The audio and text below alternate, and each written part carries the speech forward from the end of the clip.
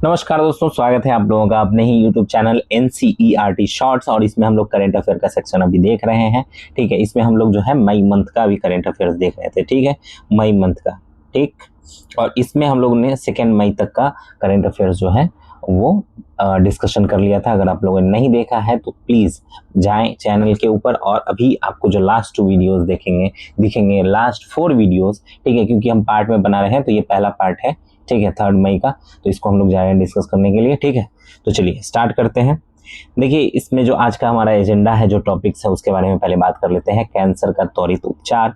इसमें 15 मिनट में ही कैंसर का उपचार हो जाएगा, ऐसा कुछ खोजा है इंग्लैंड में वैज्ञानिकों ने। और दूसरा जो है वो भारत का पहला ट्रांसशिपमेंट पोर्ट है, उसके बारे में हम लोग बात करेंगे। तीसरा है सरगट्टा घास भूमि संरक्षण रिजर्व, उसके बारे में हम लोग बात करेंगे। और अमरावती जो कि आंध्र प्रदेश की राजधानी है, उसमें क्या क्या विकास परियोजनाएं चलाई जा रही हैं, उसके बारे में बात करेंगे। तीसरा और पांचवा है पश्चिमी विक्षोभ। ठीक है, किस तरह से हवाओं का अभी जो है क्लाइमेट चेंज की वजह से हवाओं का रुख बदला है, और दिल्ली जैसे अभी अप्रैल के महीने में दिल्ली जैसे शहर में बारिश हो रही है। ठीक है, जो कि नहीं हुआ करती थी। खैर चलिए, तो पहला टॉपिक है, उस पर हम लोग बात कर लेते हैं। पहला टॉपिक हमारा कैंसर का नया इलाज। ठीक, आप यहाँ पे देख रहे हैं फोटो के अंदर, फोटो इम्यूनोथेरेपी कैसे काम करेगी। कैंसर सेल्स अंधेरे में चमकेंगे, डॉक्टर्स भी छोटे सेल्स को भी खत्म कर सकेंगे। ठीक है, बेसिकली इसके बारे में हम लोग बात करते हैं कि क्या है। ठीक, तो साइंस की दुनिया में बहुत ही हलचल मचने वाली है। ठीक है, इंग्लैंड वालों ने कैंसर के इलाज का तरीका जो है वो बदल दिया है। ठीक, इसमें क्या हुआ है कि कैंसर के इलाज के लिए जो घंटों तक नसों में चढ़ने वाली ड्रिप थी, ठीक, उसको 15 मिनट के इंजेक्शन लगा के ही अब खत्म किया जा सकता है, कैंसर का इलाज किया जा सकता है। इस इंजेक्शन में जो दवाई है उसका नाम है निवोलूमैब। ठीक है, निवोलूमैब। अब ऐसे करके अगर आप देखेंगे, ठीक, ये नाम है उसका। ठीक है, और बेसिकली क्या होता है निवोलूमैब, और इम्यूनोथेरेपी क्या है उसके बारे में हम लोग बात करेंगे। ठीक, इसके अंदर क्या चीज़ें होती हैं, किस तरह से इसमें बदलाव होता है और किस तरह से इलाज होता है, उसके बारे में हम लोग बात करते हैं। ठीक, तो पहले हम लोग इम्यूनोथेरेपी के बारे में बात करते हैं। इम्यूनोथेरेपी जो है एक तरह का इलाज है। हमारे शरीर की अपनी ताकत जो होती है, इम्यून सिस्टम, उसको जो है एक्टिवेट करता है और बीमारियों से लड़ने के लिए तैयार करता है। ठीक है, उसी का इस्तेमाल करके कैंसर जैसी बीमारी को हराया जाता है इसके अंदर। ठीक, इसको जैविक चिकित्सा भी कहते हैं। इसमें जिंदा चीज़ों से निकाले गए पदार्थों का इस्तेमाल होता है ताकि कैंसर को निशाना बनाया जा सके और इसका इलाज हो सके। ठीक, आपने कैंसर के इलाज के लिए एक और नाम सुना होगा जिसका नाम है कीमोथेरेपी। तो इसको हम लोग कीमोथेरेपी से अभी तुलना करते हैं। ठीक है, कीमोथेरेपी जो है वो सीधे कैंसर के सेल्स को मारती है और उसको बढ़ने से रोकती है। लेकिन इसमें एक बुराई भी है। क्या है भाई, अच्छे सेल्स के साथ साथ इसमें जो है कैंसर सेल्स के साथ साथ इसमें अच्छे सेल्स भी जो है वो मारे जाते हैं, क्योंकि उसको भी ये नुकसान पहुंचा देती है कीमोथेरेपी में। लेकिन इम्यूनोथेरेपी कैसे काम करती है? ये 2 तरह से काम करती है। एक तो इम्यूनोथेरेपी वो जो अपनी बॉडी की ताकत को जो है वो बढ़ा देती है। ठीक, हमारी बॉडी का जो डिफेंस सिस्टम है उसको एक्टिव कर देती है। ठीक है, टी सेल्स, बी सेल्स को जो है एक्टिव कर देती है और कैंसर के सेल्स को पहचान लेती है और उस पर फिर हमला कर देती है। इम्यूनो मॉड्यूलेटर एक प्रक्रिया है, इसका अच्छा उदाहरण है। ठीक है, दूसरा जो टाइप है वो है लैब में बॉडी के लड़ने वाले पार्ट्स को बनाया जाता है। इसमें लैब में हमारी बॉडी के कुछ ऐसे पार्ट्स बनाते हैं जो बीमारियों से लड़ते हैं। इससे कैंसर के सेल्स को ढूंढने और उसको खत्म करने की जो हमारी बॉडी की ताकत है वो बढ़ जाती है। ये मोनोक्लोनल एंटीबॉडी एक अच्छा उदाहरण है इसका। ठीक, इम्यूनोथेरेपी के क्या फायदे हैं वो देख लेते हैं। ठीक, इसका निशाना एकदम पक्का होता है। जो कैंसर सेल होता है ना, वो उसी को पकड़ती है और उसी को पीटती है, उसी को खत्म करती है। अच्छे सेल्स को ये छोड़ देती है, नुकसान नहीं पहुंचाती है। दूसरा, ये स्मार्टली वर्क करती है। अगर कैंसर सेल जो है वो छिपने की कोशिश करता है या बदल जाता है तो उसको ढूंढ कर फिर उस पर हमला करती है। और इसकी मेमोरी पावर बहुत ही अच्छी होती है। ठीक है, ये हमारी बॉडी के डिफेंस सिस्टम को जो है मेमोरी पावर को वो एकदम एक्टिव करके रखता है।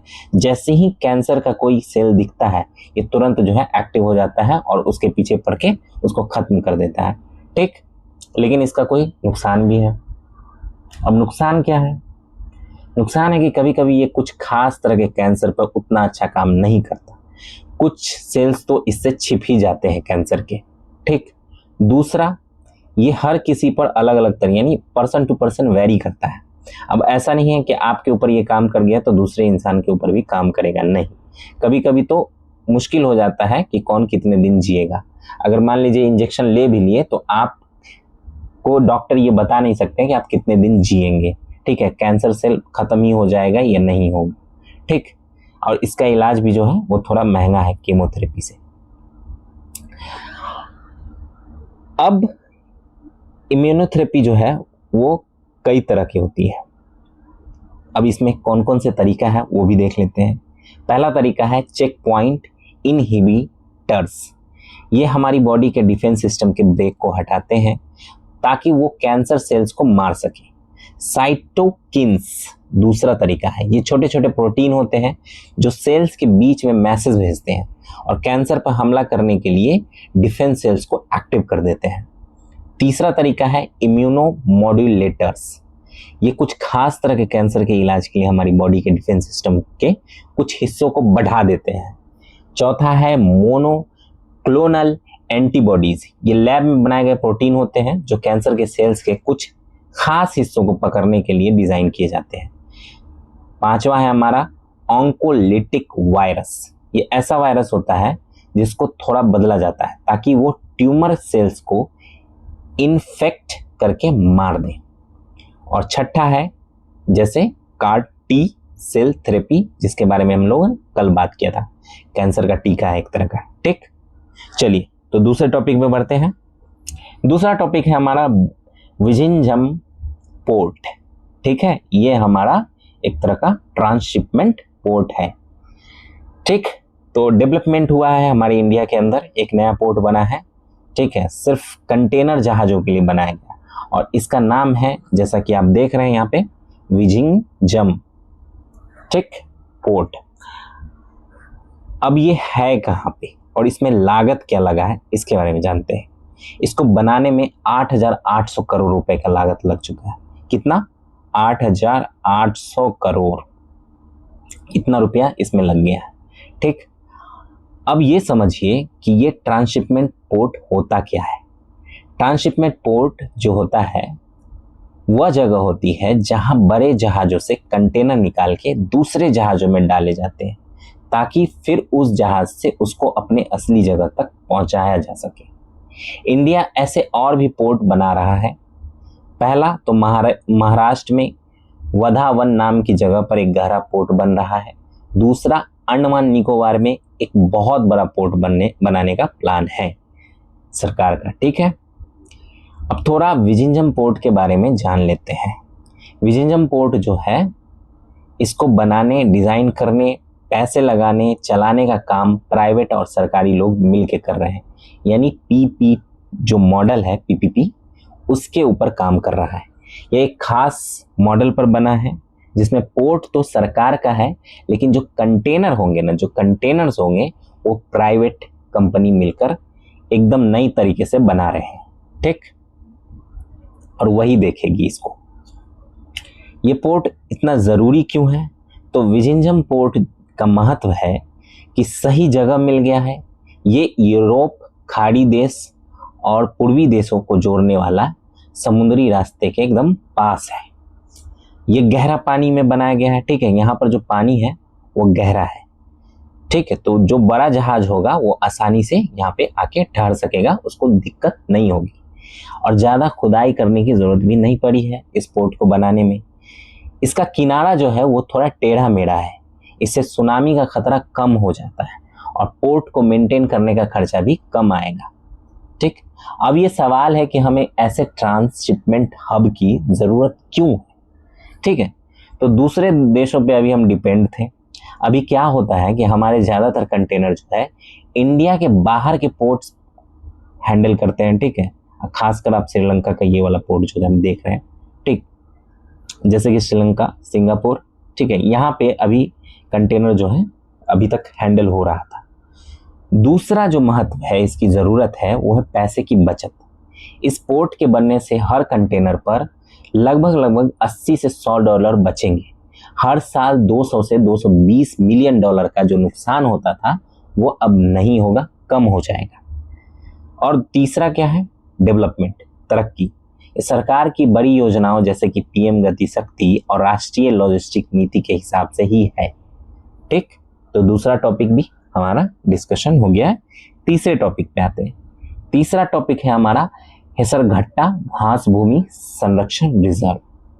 ठीक, अब नेचर और जानवरों को बचाने की बात पर अब हम लोग डिस्कस करने वाले हैं। कर्नाटक सरकार ने हेसरघट्टा घास भूमि को बचाने के लिए उसको एक रिजर्व घोषित कर दिया है। इसको रिजर्व घोषित कर दिया है। रिजर्व क्या होता है? ठीक है, संरक्षण रिजर्व क्या होता है, इसको समझते हैं। ये ऐसी जगह होती है जिसको सरकार बचाती है, वहाँ के पेड़ पौधे और जानवर सुरक्षित रहे। ये नेशनल जो पार्क होता है और वाइल्ड लाइफ सेंचुरी होती है, उसके बीच में होता है ये। ठीक है, जो पार्क है या फिर सेंचुरी है, उसके बीच में होता है ये जगह। इसको संरक्षण रिजर्व जगह कहते हैं, मतलब संरक्षण रिजर्व कहते हैं। अब क्या है, इसका ध्यान कौन रखता है? ठीक है, इसके बारे में जान लेते हैं। इसका ध्यान जो है वो रखने के लिए कमेटी बनाई जाती है जो मेन फॉरेस्ट ऑफिसर को सलाह देती है। ठीक, अब थोड़ा हेसरघट्टा घास भूमि के बारे में भी जान लेते हैं। हेसरघट्टा घास भूमि जो है वो बेंगलुरु के पास हेसरघट्टा झील के आसपास है, झील भी। ठीक है, और बेंगलुरु में बची हुई जो आखिरी घास की जगह है वो यही है। घास की जगह वो होती है जहाँ ज़्यादातर घास होते हैं। ठीक, और मौसम गर्म और सूखा रहता है। दुनिया में ऐसी जगह बहुत है। पूरी दुनिया में लगभग 20 से 40% ऐसी जगह है। और इंडिया में कितनी है? इंडिया में 24% है। ठीक है, इनको अलग अलग नामों से जाना जाता है, जैसे सवाना, स्टेपीज वगैरह। ये घास भूमि इतनी ज़रूरी क्यों है, तो इसका महत्व जान लेते हैं। देखिए, यहाँ पे ना तेंदुआ, लोमड़ी, उदबिलाव और बहुत सारे पक्षी रहते हैं। ठीक है, ये ज़मीन के अंदर पानी को रिचार्ज करते हैं, उसमें मदद करते हैं। ये स्पंज की तरह बारिश के पानी जो होती है उसको सोख लेते हैं।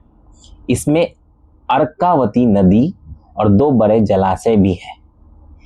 घास भूमियाँ हमें बहुत कुछ देती है, जैसे खाना भी देती है, फाइबर देती है, और ये मौसम को भी ठीक रखती है। घास भूमि से हमें क्या क्या और फायदे हैं? ठीक है, क्या क्या सेवाएं हैं जो हमें घास भूमि से मिलती हैं? तो ये हमें खाना तो देती ही है, लकड़ी भी देती है। तीसरा, दवाइयाँ भी देती है। यहाँ से बहुत सारी चीज़ों से हम दवाइयाँ बनाते हैं। मौसम तो ठीक रखती है, जैसे बारिश का सही होना जो है, क्लाइमेट चेंज वगैरह जो होती है, ठीक है, उनका असर कम करती है। और बारिश जो है सही होती है यहाँ पे। ठीक है, सही समय पे होती है, सही मात्रा में होती है। हवा भी यहाँ पे साफ रहता है। घूमने फिरने की अच्छी जगह हो जाती है। यहाँ पे जाइए, अच्छे से घूमिए, ठीक है, देखिए, मज़े कीजिए। और भी ज़रूरी चीज़ें हैं, जैसे पानी का मिलना, मिट्टी का ठीक रहना। ठीक, ये सब चीज़ें जो है हमें घास भूमि देती है। ठीक है, तो तीसरा टॉपिक भी हमारा डिस्कशन हो गया। चौथे टॉपिक की ओर बढ़ते हैं। अमरावती में विकास परियोजनाएं। ठीक, अब चलते हैं आंध्र प्रदेश की ओर। वहाँ के अमरावती शहर में प्रधानमंत्री ने बहुत सारे नए प्रोजेक्ट शुरू किए हैं। किसने किए हैं? सेंट्रल गवर्नमेंट ने किए हैं। जैसे विधानसभा बनाना, हाई कोर्ट और सरकारी ऑफिस बनाना। देखिए, यहाँ पे आप देख रहे हैं, अमरावती शहर देख रहे हैं, और इस तरह से डेवलपमेंट की जो पूरी की पूरी रणनीति है। ठीक, ये आंध्र प्रदेश की राजधानी है। अभी ये कृष्णा नदी के किनारे बसा हुआ एक नया शहर है। इसको राजधानी बनाने का प्लान जो है वो 2014 में, जब ये तेलंगाना से, यानी तेलंगाना और ये दोनों अलग हुए थे, तभी से बनाया गया था। ठीक है, कि इसको राजधानी बनाया जाएगा। अमरावती का कुछ पुराना इतिहास भी है और बहुत सारी खास बातें हैं, तो उसके बारे में भी जान लेते हैं।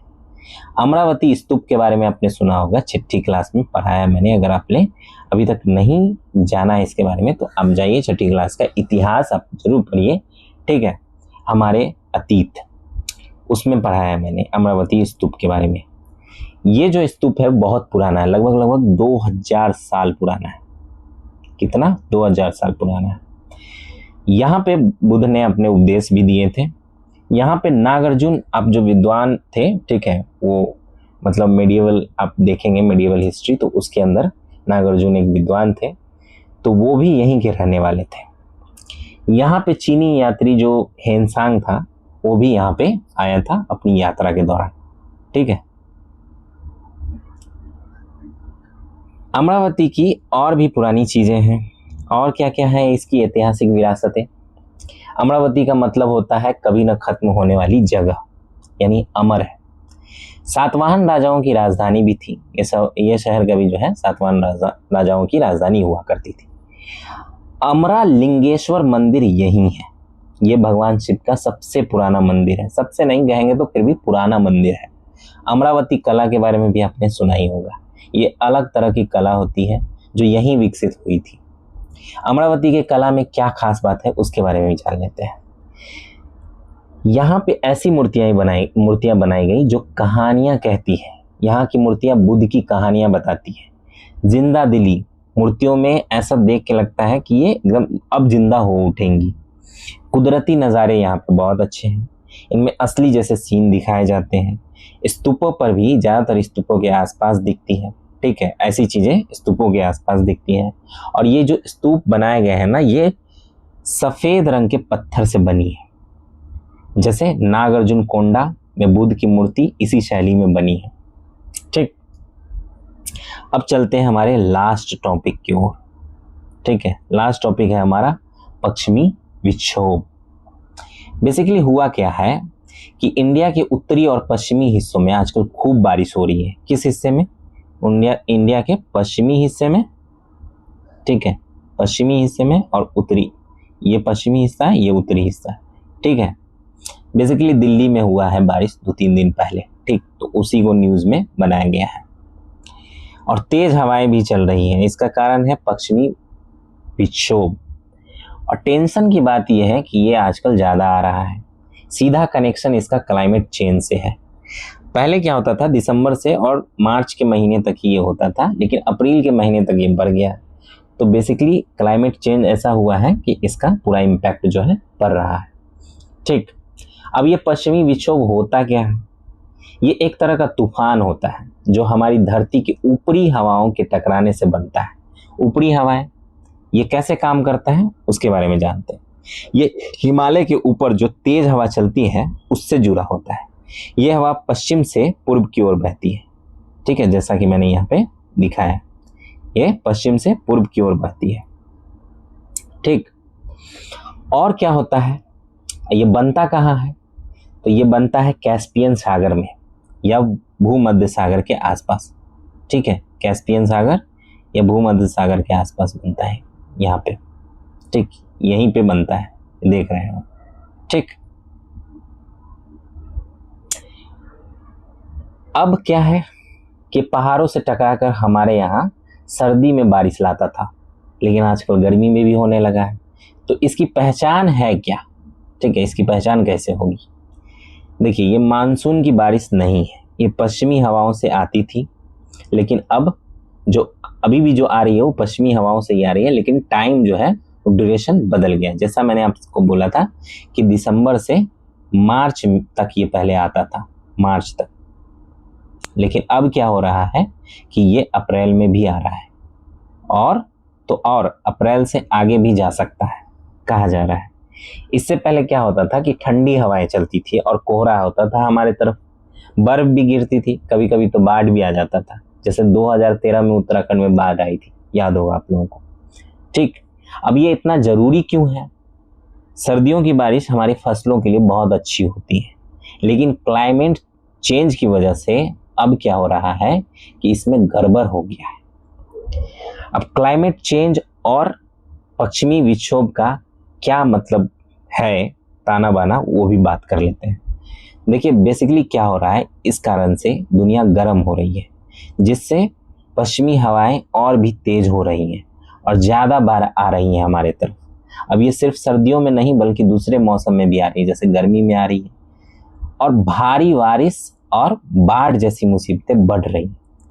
अरब सागर तेजी से, अरब सागर जो है, ठीक है, ये पार्ट अरब सागर जो है अब तेजी से गर्म हो रहा है, जिसकी वजह से पश्चिमी विक्षोभ में नमी ज़्यादा हो रही है और ये और भी खतरनाक हो सकता है। ये पश्चिमी हवाएं अब ज़्यादा दूर तक जा रही हैं, हमारे यहाँ तक आती थी, अब इससे आगे भी जा रही है, ठीक, जिससे इसका असर जो है अब बड़े इलाके पर पड़ रहा है। ठीक है, तो ये था हमारा आज का 3 मई का पार्ट 1। ठीक है, पार्ट 1 डिस्कशन था, ठीक, जो यहीं पे समाप्त होता है। इसके आगे क्या है कि आज हमने जो डिस्कस किया उसके बारे में बात कर लेते हैं। देखिए, कैंसर के इलाज में जो नई तकनीक आई है उसके बारे में हम लोगों ने बात किया। दूसरा, हमने भारत के पहले ट्रांसशिपमेंट पोर्ट की मतलब खासियतों के बारे में बात किया। हेसरघट्टा घास भूमि का महत्व क्या है वो भी जाना। अमरावती में हो रहे विकास के काम को भी हमने देखा। पश्चिमी विक्षोभ के बदलते मिजाज के बारे में भी हमने जान लिया। तो मुझे उम्मीद है कि ये जो जानकारी थी ये आपको आसानी से समझ में आई होगी। नहीं आई है तो आप वीडियो को दोबारा देखें, ठीक है, आपको धीरे धीरे समझाया मैंने ताकि आपको समझ में आए। ठीक, अगर आपको ये वीडियो पसंद आया है तो इसे लाइक ज़रूर करिए, ठीक है, अपने दोस्तों के साथ शेयर भी कीजिए और चैनल को जो भी है, ठीक है, जो आप समझ गए होंगे, सब्सक्राइब जरूर कर लीजिए। ठीक, इसी तरह के दिलचस्प वीडियो मिलते रहेंगे आपको। आगे वीडियो में भी हमारे साथ बने रहिए, ठीक है, और अपना ख्याल रखिए, स्वस्थ रहिए। धन्यवाद।